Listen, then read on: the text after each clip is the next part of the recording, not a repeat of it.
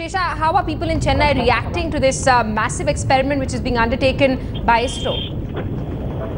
Well, Simi, all in favor of this experiment. Remember, after they successfully launched the mission Mangalyaan in the ISRO, so this is the next step to put a man in space. So yes, of course, there is a lot of positive response, from people here, and something that they have to achieve because now that after they achieved, obviously people in India would want ISRO to put the next step forward. As far as this GSLV Mark-III mission is concerned, and the entire process, which is about to take 20 minutes, so people are on close eye on what exactly is happening in the ISRO.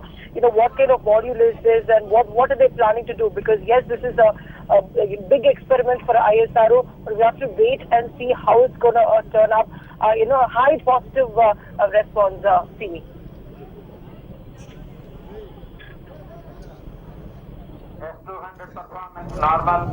And sort of become a player in the competitive commercial launch market. The crew unit, which is the crew module of this launch, will also enable Indian astronauts to go out into space. Now, we do know that the Indian government has so far not approved any human missions to space till now. But there are, there are plans from ISRO for a slew of manned missions, including, near-Earth missions. There is, somewhere out there's a possible moon mission as well.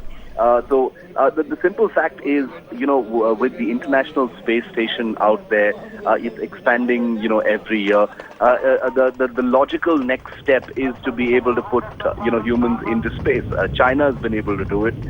India needs to be able to do it. It isn't just a prestige thing. The simple fact is, if there are going to be outposts and frontiers in space, similar or more advanced than the Indian space station, then it stands to reason that manned space flight is going to be highly necessary. Look at the International Space Station, for instance, Simi.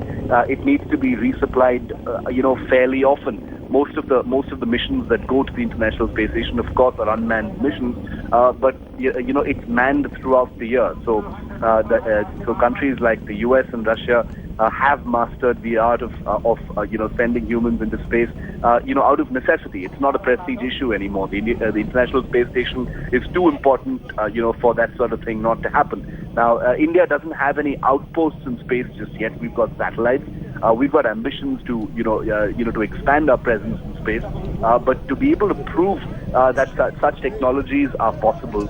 Because at this point of time, the only way, an Indian can actually go into space is if he or she, hitches a ride on a NASA or an ESA or a Russian program, and that's happened over the years. We saw that happen for the first time, way back when Wing Commander Rakesh Sharma of the Indian Air Force, went along, on a Russian mission into space.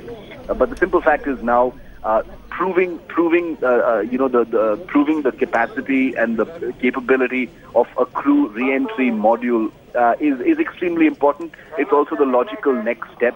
I understand that the total investment in the building of this crew module, was a large sum of money, but the crew module itself apparently cost about 15 crore rupees.